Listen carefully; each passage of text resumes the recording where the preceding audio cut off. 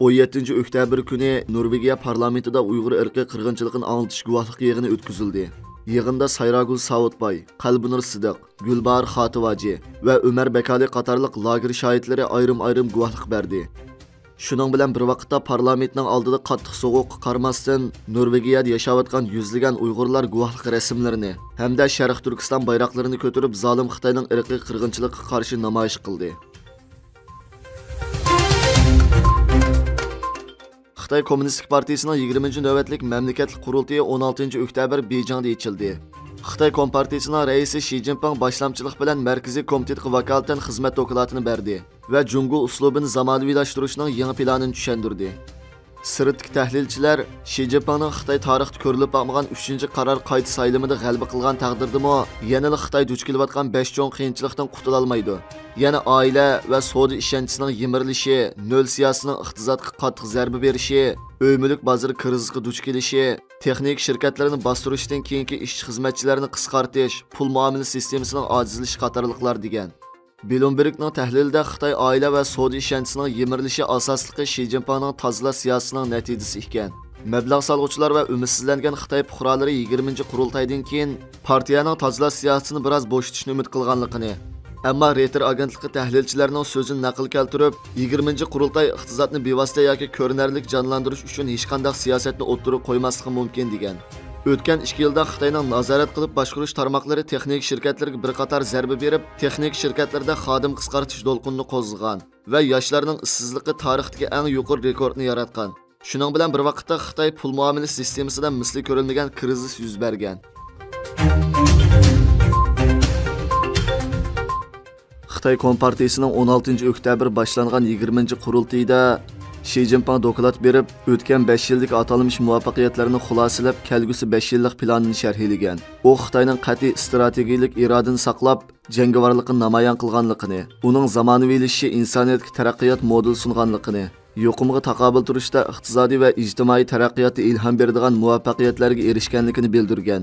U yana Xitoyning Tayvan, Hong Kong masalalaridagi siyosatini sharhlagan bo'lsa-mu, ammo g'arb ellari tarafidan irqiy qirg'inchilik deb ayiblangan xalqiliq masalalardan Sharq Turkistonni tilga olmagan. Shi Jinping harakatchan Xitoy virusini tozalash siyosatining o'zgarmaydiganligini ta'kidlagan bo'lsa-mu, lekin 20-qurultayda Xitoy virusining tarqalishining oldini olish siyosati fuqarolarga yurgizganiga o'xshamagan. Yig'inga qatnashgan vakillarning hammasi maska taqib, faqat doimiy komitetining birinchi ratda o'ltirganlarla maska taqmagan. Xitoy Kommunistik Partiyasining 20-navbatlik mamlakatlik qurultiyi bilan bir kunda 60 dan ortiq Hongkongliklar Angliyaning Manchesterdagi Xitoy konsulxonasining sirtida Shi Jinpingning qayta saylanishi qarshi uchun tinch yig'ilish o'tkazib, Xitoy Kommunistik Partiyasi yo'qolsin degan qora lozunkalar va Shi Jinpingning hajviy rasmlarini o'ttirib qo'ygan. Xitoy konsulxonasining xodimlari shuar lozunkalarni yo'qotish uchun sirtga chiqib, bir namoyishchini majburiy holda konsulxonaga so'rab kirib 5-6 kishi birlashib urgan. Keyin Angliya saqchilari tayoq yeguchini qutqizib olgan. Xitoyning g'aljir it diplomatiyasining rahimsizligi xalqaro jamiyatni yana bir qatim hayron qoldirgan. Angliya parlamenti tashqi ishlar komitetining yangi raisi Twitterda bu voqeani jiddiy tekshirishning lozimligini bildirib, Xitoyning namoyishchilarga qilgan rahimsiz hujumi va so'z erkinligini bostirishini Angliyaga ilib kirishining qabul qilinmaydiganligini, Angliya hukumati Xitoy bosh elchisini chaqirtish kerakligini, agar har qanday bir Xitoy namoyishchilarga hujum qilsa, ular cho'qim ayblanishi va chegaradan qo'g'lab chiqarilishi kerakligini ta'kidlagan. Xitoy hukumati boshqarishidagi senatorning 18 oktyabrdagi xabarda aytilishicha, yaqinda Tarim daryosining daryo iqini teshib ketib, yaqin atrofdagi cho'llikda bir qism yangi ko'llarni paydo qilgan ekan. Bu hol Teklimakan cho'lligidagi bir ijobiy hodisa sifatida tasvirlangan. Ammo bu qitimki suv teshib ketishning sun'iy ofat yoki tabiiy kelkun ekanligi, buning shu atrofdagi yerli xalq bo'lgan Uyg'urlarning hayoti qanday ta'sirlarni ko'rsatganligi to'g'risida so'z qilinmagan.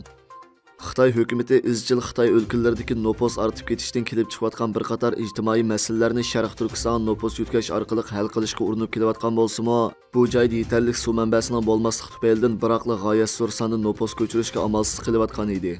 Shu sababdan Xitoy hukumatining 1000 kilometrlik tonel qizib Tibet egizligidan Teklimakan suv yutkamoqchi bo'lishi va bu orqali Sharq Turkistonga oz degandim 100 million Xitoy noposini ko'chirib kelishga tayyorlik qilayotganligi 2017-yildan buyon ko'plagan muhokamalarga sabab bo'lgan edi. Bu qitimqi ko'l paydo bo'lish hodisasi tezlik Xitoy hukumatı uzun yillardan buyon boshqa turib kelayotgan ashu zo'r ijtimoiy masalaning inkosi sifatida har qaysi torlarda o'z ifodasini topgan. Senatorda bir qism Xitoylar buningga inkos yozib, bu fursatni chang tutib tezdan daraxt tikish orqali yaqin kelgusida bu joyda ko'ktat terishga yo'l etish lozimligini eskartgan. Amaliyat Xitoy hukumatı Sharq Turkistonni allaqachon Xitoyning eng chong ishlab chiqarish bazasiga aylantirib olgan bo'lib, Xitoy uchun yangi ashliq bazasi, yel yemish, ko'ktat bazasi va turlik yenik sanoat bazasi arzon emgak kuchi bilan ta'minlab kelayotganligi hammaga ma'lum. Shuning uchunmi bu xildek suv ko'llarining paydo bo'lishi, qandoq shumliq yomonliklarga yo'l etish to'g'risida o'xshamagan ko'z qarashlar o'ttirg'i chiqishga boshlagan.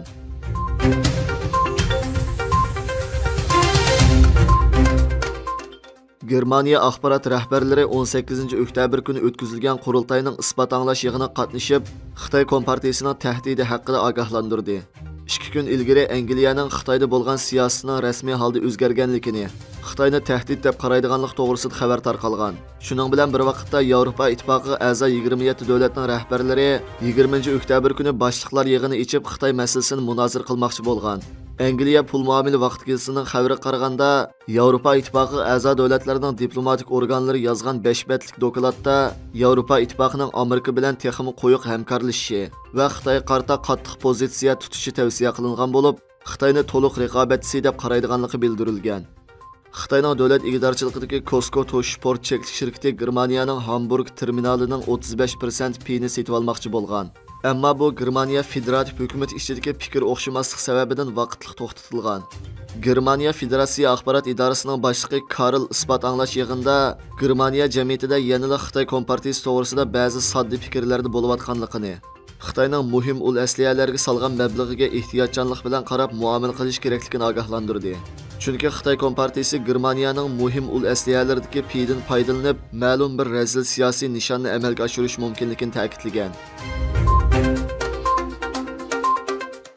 Xitoyning Sharq Turkistondan tarqatilgan Xinjiang gazeti, Tangirtog' tor qatorliq hukumat uchur vositalarining xabarlaridan oshkorlanishicha, Xitoy mushu bir yil ichida Sharq Turkistonda 10 mingdan ortiq 5chi asos punktini qurgan. Bu oldingi yilning oxiriga selishtirganda 58,2% ish sur'atini ko'rsatdi ekan. Bir yil ichida Xitoyning Sharq Turkistondagi bu tur qurilishlarga ajratgan mablag'i 1 milliard 650 million bo'lib, hozirga qadar Sharq Turkistonda 30 mingdan ortiq 5chi asos punkt qurilib bo'lgan. Xitoyning uchur vositalarida aytilishicha, Sharq Turkistonda har 10 ming odamga 12 ga yaqin 5chi asos punkt to'g'ri keladigan bo'lib, viloyat darajalik shaharlar, nahiya shahar bozorlari va yezi bozorlar 93,53% 5chi tor bilan qoplangan ekan.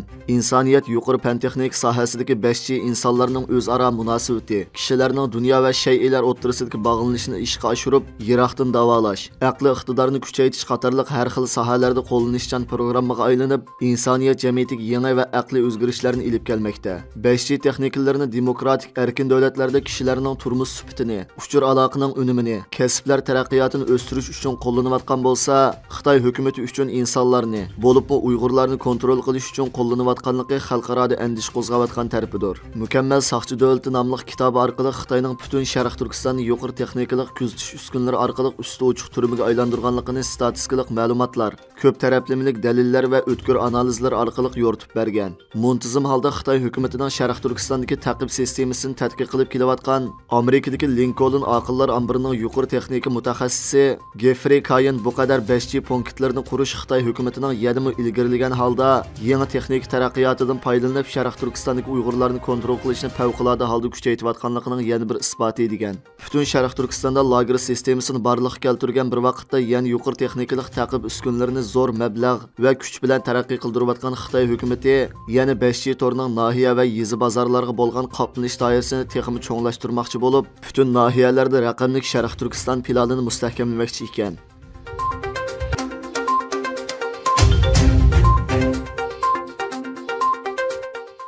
Xitoy kompartiyasining 20-navbatlik mamlakatlik qurultiyi munosabati bilan Xitoyda yuqumni nolga tushirish siyosati sababli fojialik ofatlar yuz bermoqda. Bir sin ko'rinishda 19-oktyabr kuni saharda Urumchidagi ona bolalar sog'lomlik do'stlik doktorxonasining kirish eg'izida 4 homildor Xitoy ayollari oq kiyimliklar tarafidan to'sib ilinib, doktorxonaga kirgizilmagan. Homildor ayollarning oila a'zolari ansizlik va g'azab bilan 200 soat bo'ldi. Bu 4 homila ayollardan 3ining bosh suyi kap bo'ldi. Kimning gapi o'tidi? Nima kirgizmaysizlar? Ya yuqoriga doklad qilmaysizlar, bizni o'lsin demsizlar. Bu jonga munosabatli ish tursa deb zar qaqshab ketgan. Doktorxonaga kirgizilmagan Urumchida turishlik bir Xitoy homildor ayol amalsiz yo'lda tuqqan. Bir homildor ayol yig'lab turib tashqi dunyoga homildor ayol yo'lda tug'di. Bola yo'lda tug'ildi. Atrofdagi hukumat xodimlari uning holidan xabar olmadi. Bu jahon nim bo'lib ketdi. Nima degan rahimsizlik, qonxo'rlik bu deb nido qilgan. Erkin Asiya radiosining xabar qilishicha, Xitoy hukumatining Sharq Turkistondagi irqiy qirg'inchilik qilmishlari tashqi dunyoga ko'plab ma'lum bo'lgan. Hamda xalqaroda buning qarshi kuchli tanqid sadolar o'tirg'i chiqqandan keyin Xitoy hukumati tezdan buning qarshi choralarini ko'rishga boshlagan. Buningdagi tipik bo'lgan ta'tir tashviqot harakatlarining biri dunyo miqyosida ko'rilish nisbati eng yuqori bo'lgan. Ammo Xitoyda to'liq ma'ni qilingan YouTube kanalida Uyg'urlarning baxtiyor hayoti, Sharq Turkistondagi inoq jamiyat tashviq qilingan g'oyat zo'r sondagi madhiya filmlarining paydo bo'lishida aks etgan.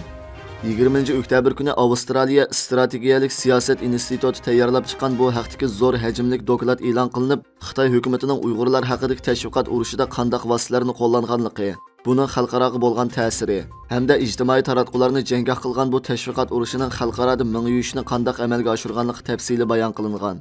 Dokladda ko'rsatilishicha, Shi Jinping rahbarlik qilayotgan Xitoy hukumati bir yoqdan Sharq Turkiston, Tibet va ichki Mo'ng'ul qatorliq joylardagi zulmni kuchaytirsa, yana bir tarafdan bu zulmning mavjudligini qat'iy inkor qilish mavqesini qo'llangan. Tashqi dunyoning bu haqdagi ayblashlari va tanqidlariga nisbatan g'oyat zo'r sonda tashviqot filmi tayyorlab, bu joylardagi, jumladan irqiy qirg'inchilik davom qilayotgan Sharq Turkistondagi hayotning naqadar go'zal va orombaxsh ekanligini tashviq qilgan. Bu xildagi filmlarda Uyg'ur artistlar o'ttirg'i chiqib, atalmish Shinjongda hayot tinchlik va bayoshatlik ichida davom qilyotidi. Bu joyda qirg'inchilik bo'lyotidi, majburiy emgak davom qilyotidi deganlar uchiga chiqqan yolg'onchilar degandek so'zlarni qilgan. Yana ba'zilari chet ellik sayohatchilar siyoqida o'ttirg'i chiqqan bo'lib, bu joyda hech qanday salbiy hodisalarni ko'rmaganligini ta'kidlagan. Xalqaroda sifirli qurilish sohasida ko'zga ko'ringan mutaxassislardan Kendrick Chan bu haqda so'z qilib, bu kishilarning qanday kontrollik yoki qanday tahdidlar ostida bu filmlarni ishlaganligini ehtimol biz mangu bilinmasligimiz mumkin degan. Doklatiyan alayda qilib YouTube kanalining bu xildagi siyosiy tashviqotlarga so'rin bo'lib bermasligi alayda tavsiyalar qatorida o'tirib qo'yilgan.